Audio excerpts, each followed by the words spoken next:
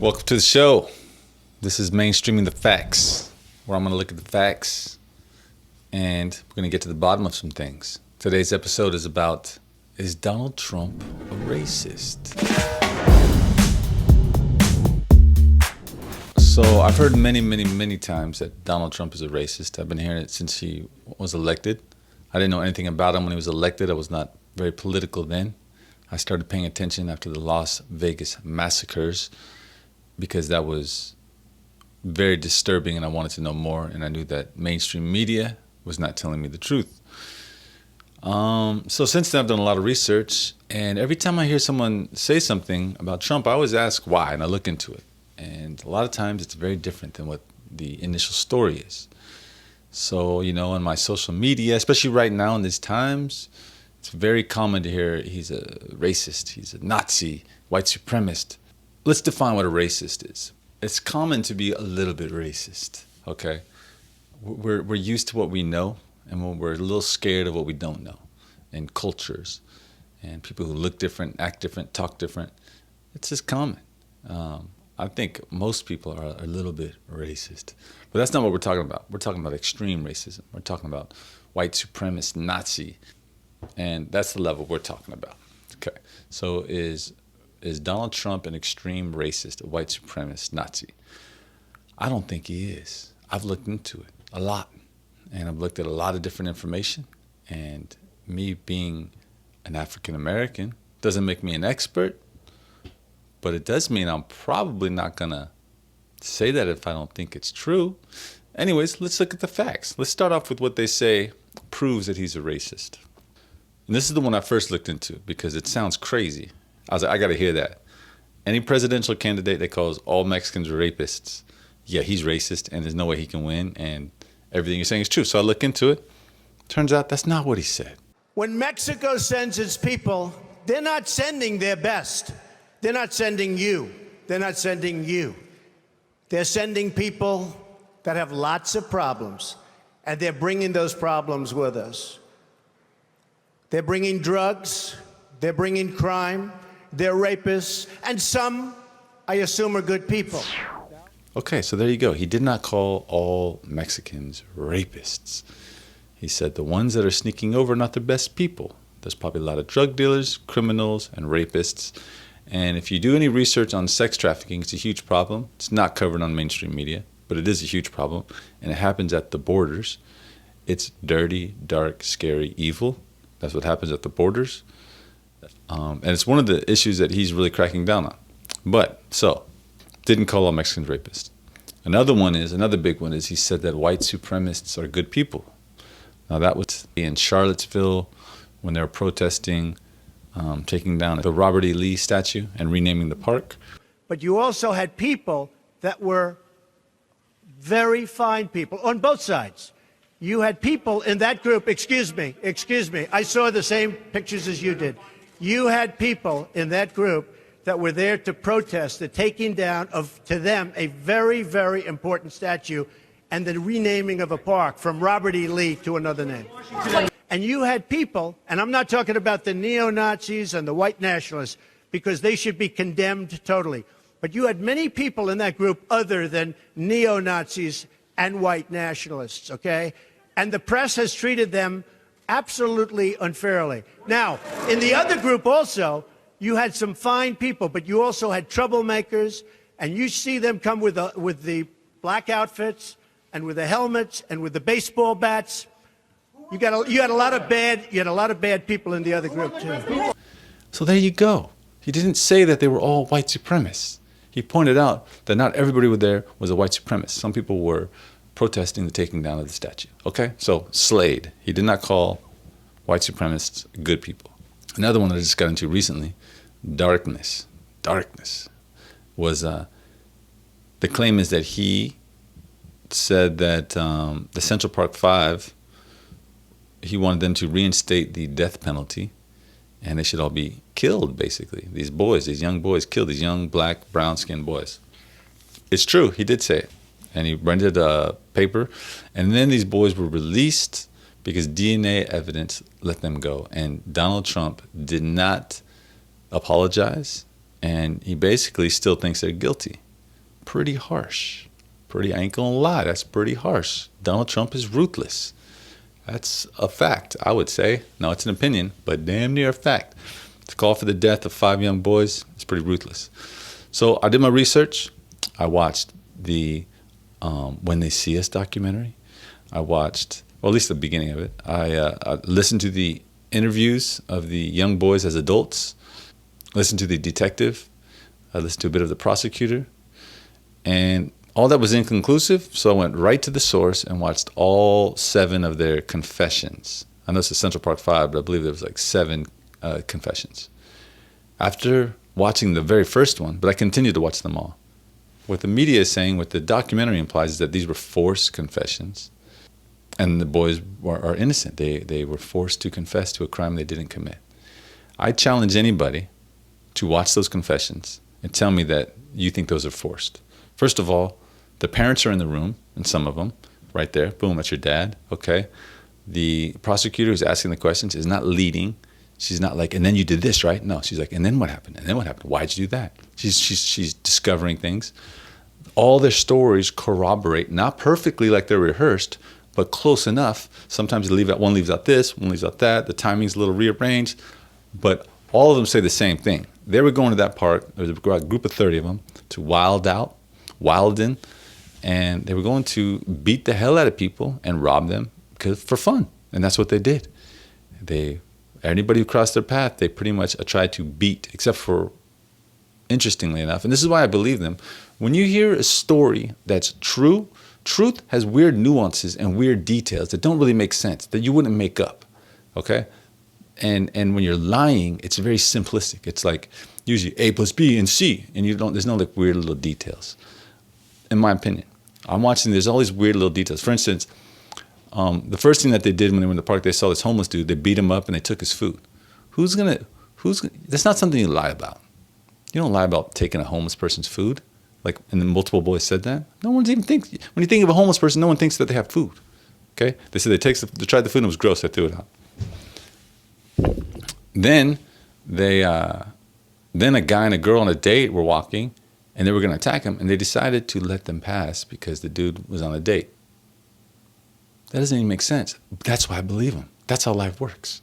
Sometimes you're like, this dude's cool looking. Maybe they knew him. Who knows? Let him pass. And then there was a bunch of other details that corroborated. It was very vicious, very dark. They were just out there to beat the hell out of people. And then there's the issue of the DNA. And now the detective has a lot to say about that. Why, Eric, was only his DNA found in the jogger? His DNA only was found in the jogger because, well, first of all, if you look at the videos, every one of the kids said the same thing. They were not able to perform sexually on the jogger, and they pretended to have sex with them because they did not want to look like a punk in front of the rest. And if you think about it, you have a bunch of 13 and 14-year-olds in the middle of Central Park, in the middle of the night, beating the life out of this woman that they don't know. And under those circumstances, would they be able to perform sexually? No. Who could perform sexually?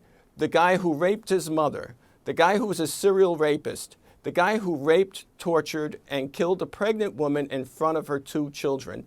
That's the guy who is able to have sex and to complete the act in the middle of Central Park in front of everybody. Once again, I looked into it, and from my perspective, these guys are guilty. They did it. They were there. They admitted to it. It was not forced. It's obvious if you watch them. They're available on YouTube. And it's crazy to me that they got $40 million and now they're treated like heroes. A very strange world we live in.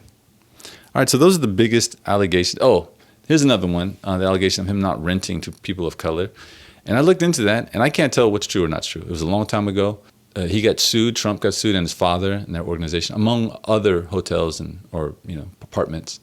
And this was 30, 40 years ago when racism was way more prevalent. And Trump sued them back for defamation, and then they got caught again. Supposedly, a person of color would come to try to rent it. They'd say, oh, no, we're full. And then a white person would come, and they'd be like, yeah, we got one. So I honestly think that may have happened some. Was it Trump's direct order, or was it his father's? Who knows? So that's the one blemish that I could find of all the claims against him. I could find that, and that is not conclusive because I just couldn't find information that when I looked into it, I'm like, oh no, it's not true, like these other ones.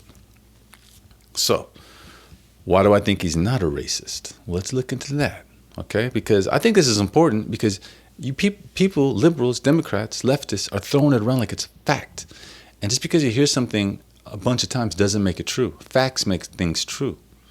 Every time I ask somebody, oh, why is he a racist? They bring up those things. Oh, today someone else brought up him saying something about Indians at a trial. It's like these little tiny, like, you're going to call him a racist by a bunch of words, a couple words here and there? It's not what a racist does. So here's why I don't think he's a racist.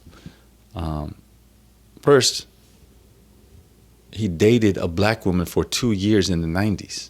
I mean, right there, that's damn near a game ender for this whole debate. Cara Young, in fact, New York Times did an article, and they asked her if he was a racist, and she said, I never heard him say a racist thing about any race. I would never go out with anybody that was a racist. Of course not. That's crazy. Okay, so that's one big one. That wasn't like a fling. It's like, oh, 2 months. 2 years? 2 years. That's a real relationship. And that was back in the 90s. So another thing is he's got tons of black friends. How are you going to be racist with tons of black friends? Here's a list of some of his black friends. P. Diddy, Russell Simmons, Kanye West, Don King, Mike Tyson, Jesse Jackson, Al Sharpton, Herschel Walker, Shaquille O'Neal. And then, so they were talking to Russell Simmons. He said, this is from Russell Simmons from the New York Times article. When Mr. Simmons was going through a divorce, Mr. Trump's teasing phone calls lifted his spirits. He'd say funny stuff, Mr. Simmons said, adding that he had put Mr. Trump on speakerphone so that others could hear Mr. Trump's jovial taunts about his ex-wife's getting the upper hand in the divorce. He'd say, oh, she killed you. All right, so to me, when I'm hearing that, that's like actual friendship. That's not fake friendship. That's like friends who are teasing each other and having a good time and being there for each other in times of need. It's real friendship, okay? That's just one. Don King, semi-sketchy. What I heard about Trump is he likes people who are very successful. He doesn't care what race you are. He just likes successful people because he's successful. Makes sense to me. So Don King says, hey, that's my man, that's who he is, discussing what he called Mr. Trump's outlandish remarks. To me, Donald is Donald. That's not a presidential endorsement, but it is a humanistic endorsement. That's real. That's real talk from a real friend. And then it also says, Mr. King, who over the years has found himself entangled in public disputes, hostile lawsuits, and accusations of fraud, said Mr. Trump would always be there to defend him. Real friend. Loyal. He's not afraid, Mr. King said. He's a counterpuncher. You throw a punch at him, he's going to throw one back. That's the other thing about Trump. He's always been the same way. He didn't change when he became president. How you see him now is how he's always been, and how he acts in front of the camera is how he acts behind the camera. That's what everybody says that I've heard talk about him. Also, I know people who've met him. That doesn't say much, but only good things to say about him. So, anecdotal, but true nonetheless. Herschel Walker, who's a badass. Woo, we should look into Herschel Walker. That dude he's a specimen. Football star, eats one meal a day, vegetarian, and then he went into MMA in his 50s. Like, we should study that dude. But he said, I don't think Donald is against Muslims or blacks or Hispanics, Mr. Walker said. I do know he's going to try to make this country safe. Just another powerful black man. Shaquille O'Neal, another friend of his. The NBA Hall of Famer has been a longtime friend of Trump. This is from the New York Daily News, calling him a straight-up guy. And then after the election, Shaq told The Hill, now that he's president-elect, you just hope that he can make the world a better place. He won fair and square. We have to give him a chance. There's no need talking about recounts and this and that. Okay? And then here's a big one, Jesse Jackson. I now want to bring forth a friend who has, he is deceptive in that his social style is of such. One can miss his seriousness, and his commitment for their success is beyond argument. When we opened this Wall Street project and we talked about it, he gave us space at 40 Wall Street, which was to make a statement about our having a presence there. And beyond that, in terms of reaching out and being inclusive, he's done that too. And created for many people a comfort zone when I ran for the presidency in 84 and 88. And many others thought it was either laughable or something to avoid. He came to our business meeting here in New York because he has this sense of the curious and a will to rest to make things better. And so aside from all of his style and his pizzazz, he's a serious person who's an effective builder of building for the builder of people. Last year he was a part of our workshop, of our panel workshop on what are the challenges and opportunities. And so a year later, Donald Trump, for a few minutes, challenges and opportunities to embrace the underserved communities. Donald Trump.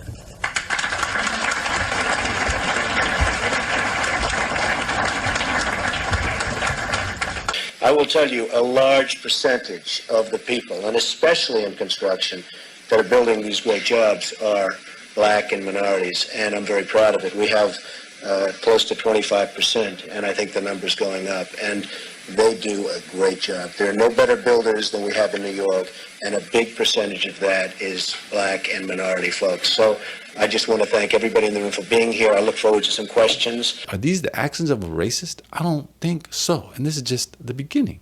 Okay, also, when Trump ran for president in 2016, the person he chose to be the national spokesperson for his campaign was a black woman. Trump campaign national spokesperson Katrina Pierson is here with us to talk about this. Katrina, good to see you again. Good morning, thank you.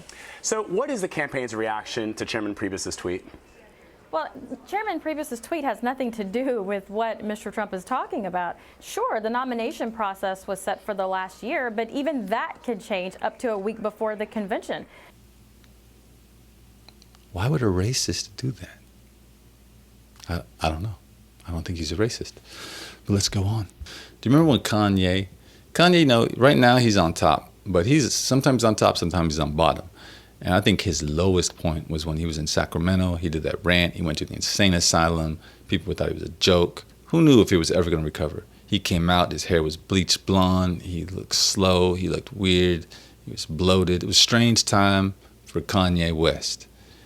And he was kind of a social pariah at that moment. No celebrities were standing up for him that I'm aware of, except for one man, and that man was Donald Trump. Donald Trump did a photo op with him. Just friends, and he's a good man. Doing well. Long time. We've been friends for a long time. Life. We discussed it. That's what friends do, okay? That's not what racists do for black friends. That was when I was like really impressed. That was a solid that Trump did for Kanye. I remember that moment, and it was the beginning of the recovery for Kanye, who's awesome. I love Kanye. And then, their friendship actually blossomed. And then he invited Kanye back when Kanye got back on his feet. He invited Kanye back to the White House and did a press conference, and they were talking about cool stuff, like real stuff, like Montessori schools and the stop and frisk law and how damaging that is to the black community. It's real. It's real shit. And then when ASAP Rocky got arrested in Sweden, which, they were bugging the hell out of him. They whooped the dude's ass who deserved to get his ass whooped, in my opinion, but they got arrested.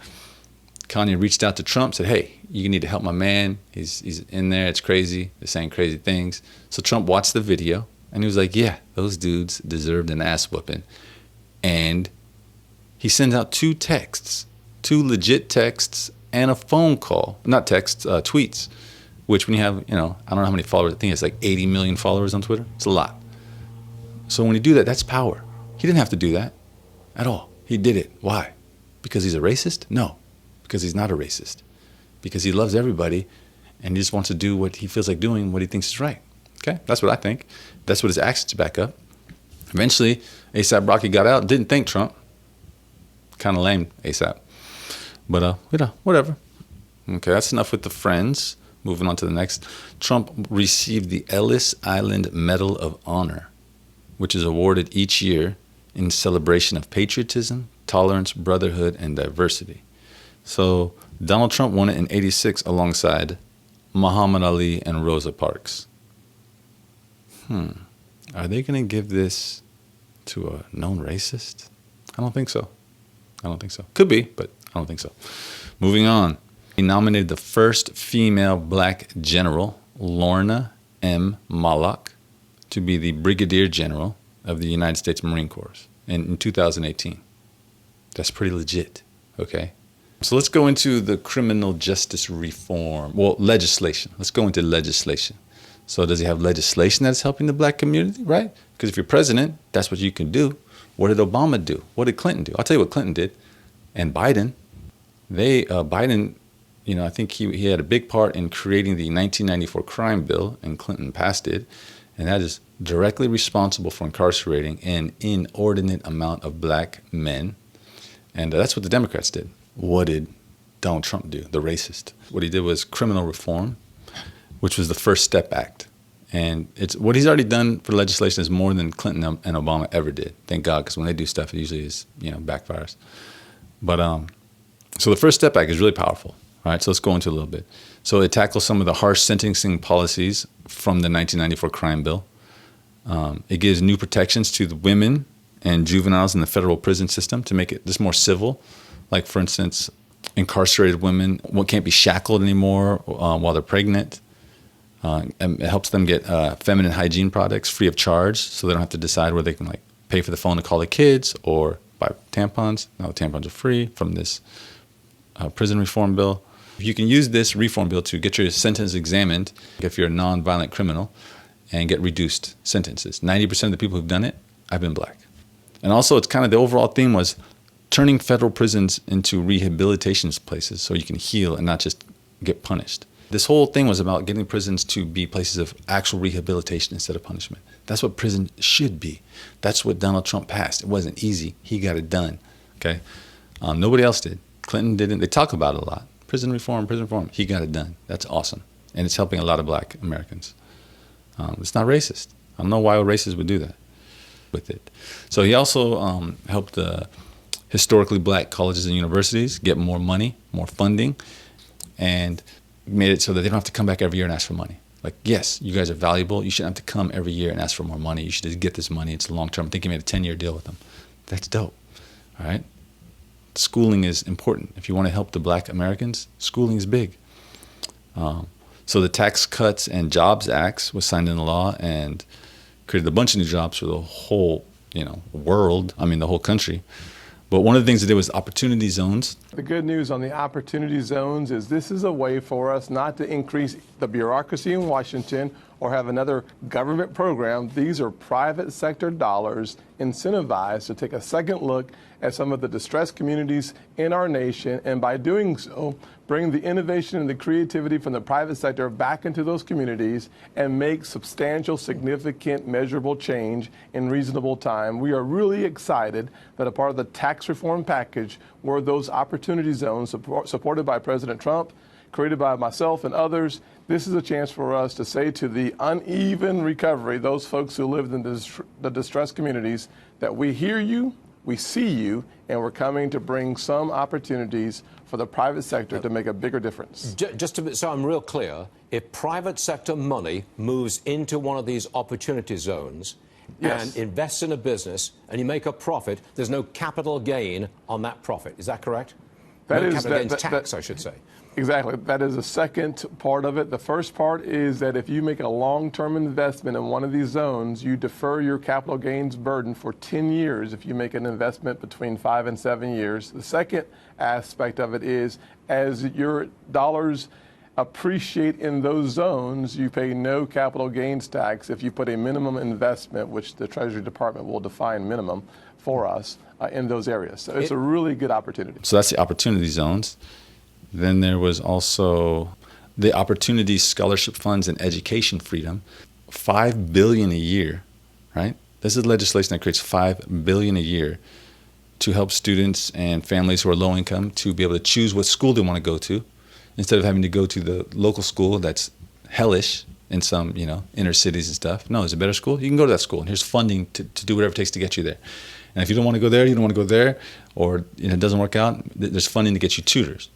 So because if you want to help Black Americans, right, get them jobs and get them education and make sure that they're not in prison. If they're in prison, make it better for them, make it a rehabilitation. This is comprehensive. This is a comprehensive package of legislation to help African Americans. Why would a racist president do that? I don't know. I don't think he is. He signed into law a bipartisan bill aimed at fighting sickle cell disease. Okay, that's directly for Black people, and that's $5 million each year over the next 5 years. Okay, so what are the results? What are the results from this? Besides a booming economy before the COVID madness, lowest Black unemployment, poverty, and crime rates in history. All right, pretty awesome. So last but not least, this week, Trump nominated the first ever Black Air Force Chief of Staff, General Charles Q. Brown Jr. And no, he didn't do it in response to threats from the BLM movement. He nominated him back in March, before the madness was happening. So that's amazing. That's awesome. That's my case against Donald Trump not being a racist. He dates Black women. He has tons of Black friends. He's created legislation specifically helping Black Americans. He's nominated Black people into positions of power and done 2 firsts that I know of in the military, which is powerful. And there it is. That's my case. So if there's other allegations, leave them in the comments, and I'll slay each one of them if they need to be slayed. And if they're not, and if there's actual truth in them, hey, maybe I'll revise my position. But from my experience, from my understanding, the man is not a racist. And if you're going to call somebody a racist, do it for a real reason. Because when you call everybody a racist, it means the real racists, it takes the power away from the word, and then it's just bullarchy. So that's Mainstreaming the Facts, episode 1. Much more to come. I'll be diving into different topics and going deep. And thank you very much. Hit like, hit subscribe, post, share it. Let's find the truth. Let's get to the bottom of things. How about that? How about we have honest dialogue and get to the bottom of things so we can all evolve together? On that note, peace. May the peace never cease. You know what I mean?